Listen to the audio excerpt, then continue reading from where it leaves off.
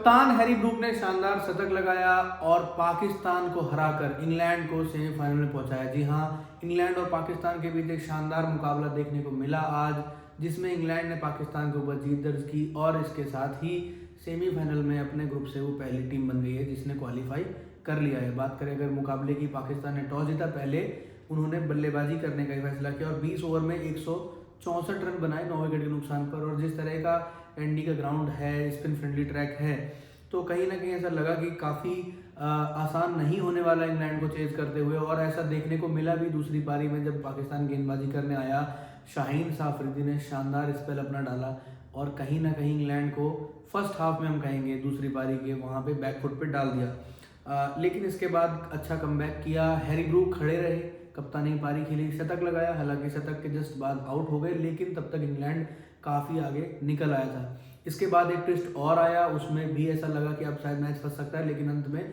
Jofra Archer ने आखिरी over में चौका लगाकर आसान तो नहीं, एक कन्विंसिंग जीत दर्ज करवाई आखिर में इंग्लैंड ने और इसी के साथ इंग्लैंड सेमीफाइनल में पहुंच गया। बात करें मुकाबले की, पाकिस्तान की तरफ से 164 रन बने 9 विकेट के नुकसान पर 20 ओवर में, उसमें साहिबजादा फरहान शानदार बल्लेबाजी आज फिर से उनकी देखने को मिली। थ्रू आउट द टूर्नामेंट वो टॉप स्कोरर भी हैं, काफ़ी अच्छी बल्लेबाजी कर रहे हैं।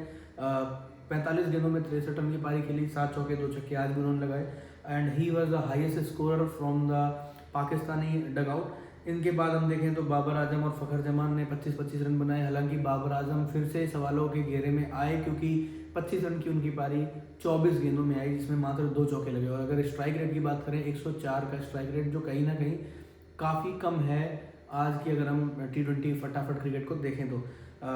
काफ़ी स्ट्रगल करते नजर आए। जैसे ही आदिल रशीद का स्पेल आया, जिन्होंने देखा उन्हें पता होगा, काफ़ी स्ट्रगल कर रहे थे और अंत में फ्रस्ट्रेशन की वजह से, प्रेशर की बाल्टी इतनी हो गई कि फ्रस्ट्रेशन की वजह से जल्दी जल्दी प्रेशर रिलीज करने और बाउंड्री को ढूंढने के चक्कर में वो बोल्ड हो गए। फ़खर जमान भी अच्छा खेल रहे थे, 2 छक्के 2 चौके उन्होंने लगाए, 16 पे 25 बनाए। शादाब खान ने अंत में 11 में 23 बनाए और इस तरह पाकिस्तान पहुंची 164 तक। इसके बाद जब बल्लेबाजी करने इंग्लैंड आई तो ऐसा लगा कि इंग्लैंड अच्छी शुरुआत दे सकती है, लेकिन शाहीन अफरीदी ने लगातार, हम कहेंगे, प्रेशर डाला। पहला विकेट उनका पहली गेंद पर गिर गया, फिल सॉल्ट 0 पर आउट हो गए, जॉस बटलर 2 पर आउट हुए, जैकब बेथल 4 नंबर पर बल्लेबाजी करने आए, 10 गेंदों में 8 रन बनाकर वो भी शाहीन का शिकार हुए और एक समय पर 35 पर 3 स्कोर हुआ इंग्लैंड का। लेकिन हैरी ब्रूक खड़े रहे।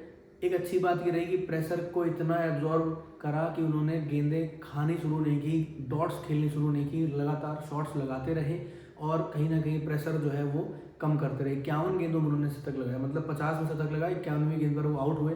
तो कहीं ना कहीं आप ये देखें कि 166 रन बने इंग्लैंड के, उसमें से 100 रन बनाए कप्तान ब्रूक ने, वो भी 50 गेंदों में 100 बनाए, 51वीं पर वो आउट होकर चले गए। तो बहुत शानदार बल्लेबाजी। 196 का अगर ओवरऑल स्ट्राइक रेट देखें, 196 का, 10 चौके 4 छक्के के साथ। इसके साथ अगर हम दूसरे टॉप स्कोरर की बात करते हैं तो दूसरे टॉप स्कोरर विल जैक्स रहे 28 रन के साथ। तो ये देखने वाली बात है कि 166 रन जैसा ऐसा छोटा स्कोर भी नहीं है, उसमें 101 बल्लेबाज बना रहा है। और इसके बाद दूसरे नंबर पर विल जैक्स हैं जो 23 गेंदों में 28 रन बनाते हैं। सैम करन 15 पे 13। इनके अलावा कोई भी डबल डिजिट्स टच नहीं कर पाया, क्रॉस नहीं कर पाया।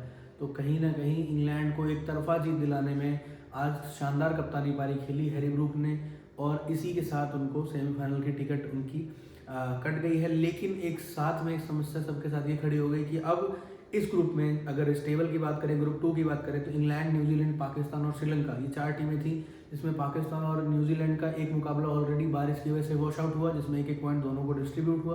पाकिस्तान का ये दूसरा मुकाबला था, वो हार गए। अब पाकिस्तान का 2 मैचेस में 1 पॉइंट है, श्रीलंका 1 में 1 हार चुका है, न्यूजीलैंड 1 खेला, उसमें कोई रिजल्ट नहीं रहा, 1 पॉइंट उनको मिल चुका है। तो कहीं ना कहीं अब ये तिकड़ी जो है न्यूजीलैंड, पाकिस्तान और श्रीलंका, इनके लिए बहुत समस्या हो गई, क्योंकि अब इनमें सिर्फ हम देखें 1 पॉइंट जो डिस्ट्रीब्यूट हुआ है उसकी वजह से श्रीलंका को मुश्किल हो सकती है, पाकिस्तान को मुश्किल हो सकती है, न्यूजीलैंड को मुश्किल हो सकती है। तो इन 3 टीमों में लड़ाई रहेगी। इंग्लैंड जो है वो ऑलरेडी क्वालिफाई कर चुका है। अब इन तीनों में देखना होगा कि जैसे अभी चांसेस की बात करें तो न्यूजीलैंड और श्रीलंका के 2-2 मुकाबले बाकी हैं, तो उनके पास ज़्यादा चांसेस हैं। अगर हम पाकिस्तान की जगह उनसे बात करें तो पाकिस्तान का अब एकमात्र मुकाबला जो है वो श्रीलंका से बाकी है और श्रीलंका चाहेगा उसके लिए भी डू और डाई मैच है। अगर वो भी हारेगा तो वो भी पाकिस्तान जैसी ही मतलब हम लाइन में आ जाएंगे और पाकिस्तान के 3 पॉइंट हो जाएंगे। तो कहीं ना कहीं दोनों या तीनों टीमों के लिए हम कह सकते हैं डू और डाई ही मुकाबले होने वाले हैं लगभग। हालांकि न्यूजीलैंड जो है उनके 2 मुकाबले बाकी हैं, वो हारे भी नहीं हैं, लेकिन उनका एक मुकाबला इंग्लैंड से है जो ऑलरेडी सेमीफाइनल में पहुंच चुका है। अब वो और मतलब बिंदास क्रिकेट खेलने वाले हैं आगे सेमीफाइनल के लिए। एक और मुकाबला उनका श्रीलंका से है जो श्रीलंका के लिए भी डू और डाई है, तो श्रीलंका भी कड़ी टक्कर देने वाला है न्यूजीलैंड को। तो ये 2 तिकड़ी है, न्यूजीलैंड, पाकिस्तान और श्रीलंका। अब इसके बीच में घमासान युद्ध होगा कि कौन सी टीम जो है वो सेमीफाइनल के लिए क्वालिफाई करेगी। आपको क्या लगता है इंग्लैंड के अलावा इन तीनों टीमों में से पाकिस्तान, श्रीलंका और न्यूजीलैंड में से कौन सी टीम क्वालिफाई करने जा रही है? कमेंट करके बताएं। वीडियो को लाइक करें, शेयर करें, चैनल को सब्सक्राइब करना ना भूलें। धन्यवाद।